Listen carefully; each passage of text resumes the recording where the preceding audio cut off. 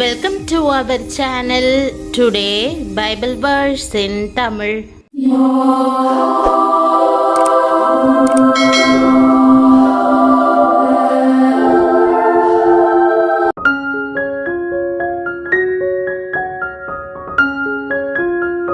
இன்றைய வசனம் சகரியா 10ஆம் அதிகாரம் 12ஆம் வசனம்.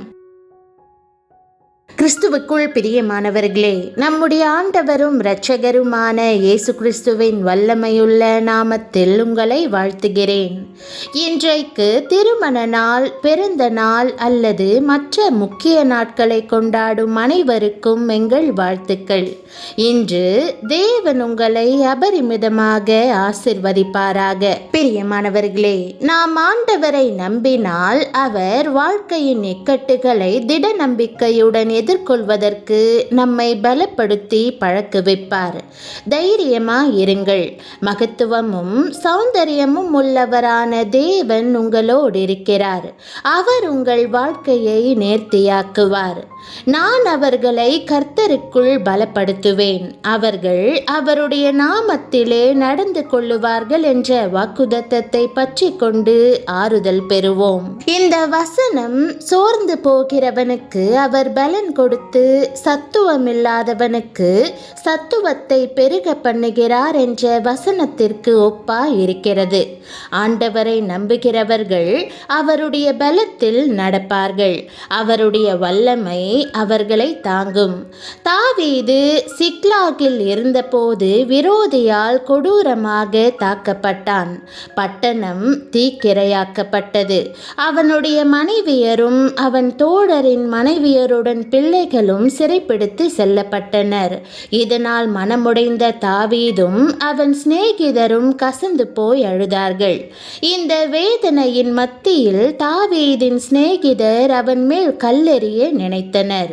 தாவீதும் ஆவியில் மிகவும் கலங்கினான். தாவீது தன் தேவனாகிய கர்த்தருக்குள்ளே தன்னை திடப்படுத்திக் கொண்டான் என்று வேதத்தில் குறிப்பிடப்பட்டுள்ளது.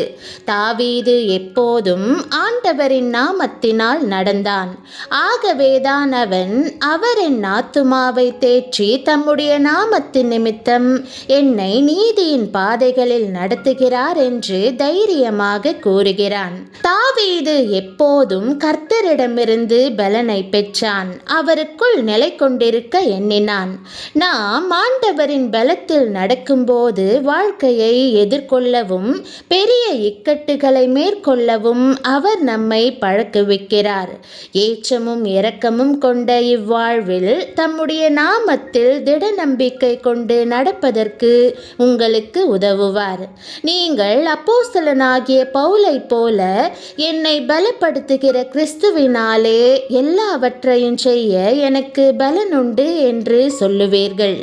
ஆண்டவர் இன்றைக்கு தம்முடைய பலத்தில் நடக்கும்படி உங்களுக்கு அருள் புரிவாராக. அவருடைய நாமத்தினால் நீங்கள் ஏறியும் இறங்கையும் நடப்பீர்கள். அவருடைய வல்லமை உங்களை பலப்படுத்தி தாங்கும்.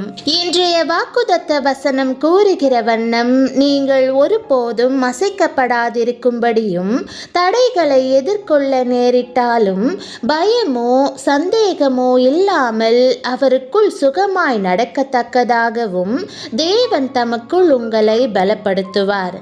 நாம் தமக்குள் ஸ்திரப்படுவதற்காகவே சில வேளைகளில் தேவன் புயலையும் சவாலையும் நாம் எதிர்கொள்ளும்படி அனுமதிக்கிறார். ஆண்டவராகிய இயேசு இவ்வுலகில் இருந்தபோது சீஷர்கள் அவருடன் படகில் சென்றனர். அப்போது பெருங்காற்று படகின் மேல் வீசியது. அலைகள் படகின் மீது மோதியதால் படகு கவிழ்ந்து போகும் நிலை ஏற்பட்டது. சீஷர்கள் கலங்கி இப்படி நடக்கும்படி ஏன் அனுமதித்தீர் என்று இயேசுவை கேட்டனர். பிறகு இயேசு எழும்பி நின்று பெருங்காற்றை அமைதிப்படுத்தி தேவனுடைய வல்லமையை அவர்களுக்கு காண்பித்தார். அவர்கள் ஆச்சரியப்பட்டு நீரே மெய்யான ஆண்டவர் என்று அவரை பணிந்து கொண்டார்கள். தாம் நமக்கு யாராக இருக்கிறார் என்பதை காண்பிக்கும்படி நம்முடைய வாழ்க்கையில் புயல்கள் வீசும்படி தேவன் அனுமதிக்கிறார். அவர் எல்லா புயலையும் அமைதிப்படுத்தி நம்மை விடுவிக்கும்படி அற்புதங்களை செய்கிறார்.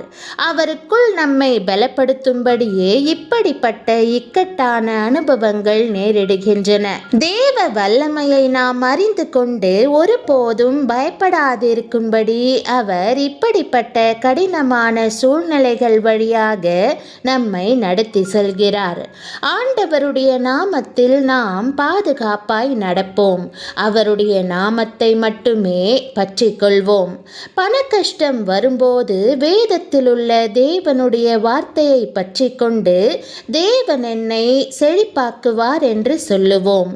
வியாதி நம்மை வருத்தும் போது ஆண்டவர் எனக்கு ஆரோக்கியத்தை திரும்ப பண்ணி அவரது வசனத்தினால் என்னை குணமாக்குவார் என்று கூறுவோம். இல்லற வாழ்க்கையில் புயல் வீசும்போது ஆண்டவருடைய ஆவியானவர் அவருடைய சமாதான கட்டினால் என்னை இணைத்து என் இல்லற வாழ்க்கையை சீர்படுத்துவார் என்று சொல்லுவோம். இவ்வாறாக வாழ்க்கையில் சாதகமற்ற சூழல்கள் ஏற்படும் போது நீங்கள் ஆண்டவர் எனக்கு அற்புதம் செய்வார் என்று விசுவாசத்தோடு கூறலாம். இவ்வாறு நீங்கள் ஆண்டவருக்குள் நம்பிக்கையாய் இருக்கும்போது அவர் உங்களை தமக்குள் பலப்படுத்துவார். ஆகவே அவருடைய நாமத்தை பற்றி கொண்டு முன்னேறி செல்லுங்கள். இந்த வசனத்திற்கு உங்கள் இருதயத்தை திறந்து பரலோகத்திலிருந்து தெய்வீக பலனை பெற்றுக்கொள்ளுங்கள். ஜெபம். அன்பின் பரம தகப்பனே, நான் பலவீனமாகவும் களைப்பாகவும் உணரும் போது நீர் எனக்கு பலனாக இருக்கிறபடியினால் உம்மை ஸ்தோத்தரிக்கிறேன். தாவீது தன் வாழ்வின் இருளான தருணங்களில் செய்தது போல நானும் உம்மை முழுவதுமாய் நம்புவதற்கு எனக்கு போதித்தருளும். ஆண்டவரே, வாழ்வின் இக்கட்டான தருணங்களை உம் வல்லமையின் மேல் திட நம்பிக்கை கொண்டு நான் எதிர்கொள்ளுவதற்கு என்னை பலப்படுத்தியருளும். நான் தோற்கடிக்கப்பட்டதாய் உணரும் போது நீர் எனக்கு நங்கூரமாய் எல்லாவற்றின் மேலும் ஆளுகை செய்கிறவராய் இருப்பதை எனக்கு நினைவுபடுத்தும். ஏற்றமும் தாழ்வும் கொண்ட இவ்வாழ்வில் நீர் எனக்காக யாவையும் செய்து முடித்து என்னை மறுபடியுமாய் களிக்கூற பண்ணுவீர் என்று உம் நாமத்தின் மேல் விசுவாசமாயிருக்க உதவும். உம்முடைய அற்புதங்களை செய்யும் வல்லமையினால் அனுதினமும் என்னை தாங்கி வாழ செய்ய வேண்டும் என்று ஜெபிக்கிறேன். உமக்குள் திடமாய் நிற்கும்படியான கிருபையை எனக்கு தருவதற்காக உம்மை ஸ்தோத்தரிக்கிறேன். ஆண்டவரே, நீரே ஆசானாக எனக்கு உம்முடைய வழியை காட்டும். என் வாழ்வில் அற்புதங்களை செய்யும்.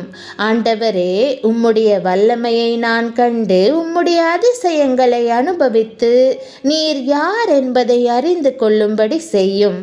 விசுவாசத்தில் உம்மை பற்றி கொள்ளவும் உம் மீதான விசுவாசத்திலிருந்து ஒருபோதும் விலகி போகாதிருக்கவும் எனக்கு உதவி செய்யும்.